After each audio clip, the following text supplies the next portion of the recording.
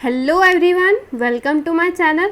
स्वागत है आपका बायोलॉजी लवर्स हब चैनल पे। आज की इस वीडियो में मैं आपको बताने वाली हूँ कि आपको क्लास 11th पीसीबी किस तरह से स्टार्ट करनी है। अभी आपका नए नए स्कूल्स खुलने वाले हैं कुछ ही दिनों में, तो मैं आपको बहुत सारी चीज़ें बताऊँगी क्लास 11th से रिलेटेड। साथ ही मैं आपको बताऊँगी कि आपको सेल्फ स्टडी करना चाहिए या फिर आपको कोचिंग ज्वाइन करनी चाहिए क्लास 11th पीसीबी के लिए। और इस वीडियो में मैं आपको स्ट्रैटेजी बताऊँगी कि किस तरह से आप कि एग्ज़ाम उसमें आप किस तरह से बहुत ही अच्छे मार्क्स स्कोर कर पाएंगे। In the end of the video मैं आपको बेस्ट रेफरेंस बुक्स के बारे में बताऊंगी कि हर एक सब्जेक्ट की, फिजिक्स, केमिस्ट्री एंड बायोलॉजी, तीनों ही सब्जेक्ट की मैं आपको बताने वाली हूँ रेफरेंस बुक्स। ठीक है, चलिए स्टार्ट करते हैं हमारी वीडियो। तो बहुत सारे बच्चों को ये मिसकंसेप्शन रहता है क्लास 11 से रिलेटेड।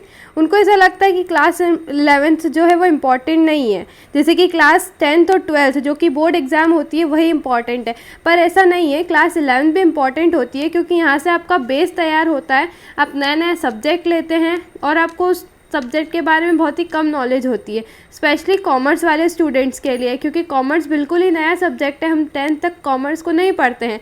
साइंस के बारे में हालांकि नॉलेज होता है स्टूडेंट्स को, पर ऐसा है कि जैसे हमने 9th क्लास में जो साइंस पढ़ा था उसी का हाई लेवल हम 11th क्लास में पढ़ते हैं, और जो 10th का साइंस है उसी का हाई लेवल हम 12th क्लास में पढ़ते हैं। ठीक है, तो पर ऐसा मतलब ये ट्रू नहीं है। ये स्टूडेंट्स को मिसकंसेप्शन, बहुत ही गलत फहमी होती है स्टूडेंट को कि क्लास 11th इंपॉर्टेंट नहीं है। ठीक है, तो जो क्लास 11th है उसमें बहुत सारी चीज़ें चेंज होती है। ठीक है, तो हमें इन सारी चीज़ों से डील कैसे करना है ये मैं आपको बताऊंगी। ठीक है, और हमें अब जो क्लास 11th में हम पहुंचेंगे उसमें आपको स्मॉल टॉपिक्स, इजी क्वेश्चंस, ये सारी चीज़ें नहीं आने वाली। यहाँ पे हमारा लेवल बढ़ जाता है।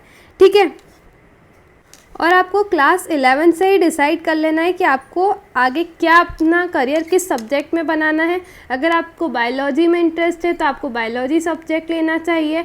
अगर आपको मैथ्स में इंटरेस्ट है तो आपको पीसीएम सब्जेक्ट लेना चाहिए। और अगर आपको दोनों में ही इंटरेस्ट नहीं है तो आपको फिर कॉमर्स सब्जेक्ट को ऑप्ट करना चाहिए। ठीक है, क्लास 11th में।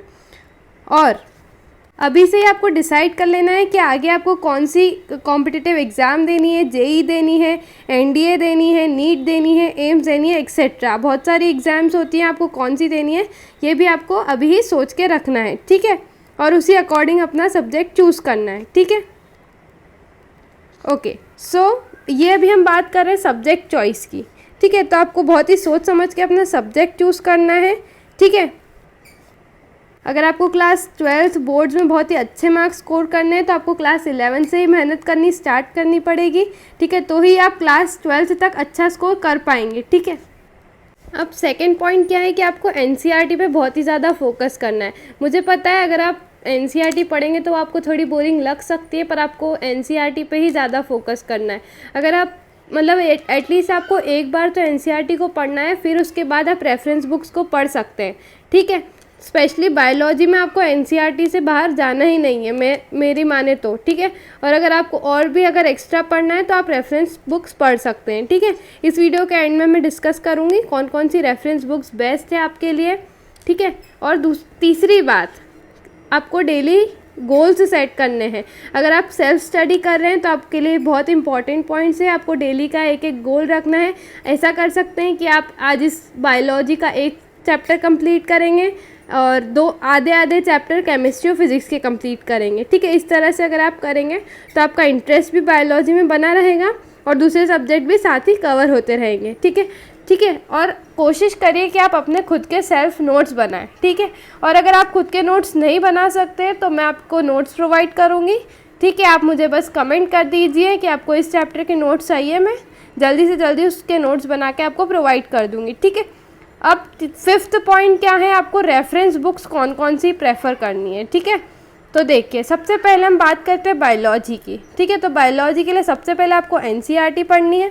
ठीक है, एनसीईआरटी रीड करने के बाद आप 2 बुक्स चॉइस कर सकते हैं, एक तो प्रदीप और दूसरी है एस चार। ठीक है, इसके अंदर आपको सारी चीज़ें मिल जाएगी। ठीक है, और अगर आप नीट वगैरह के लिए भी तैयारी कर रहे हैं तो आप एमटीजी खरीद सकते हैं।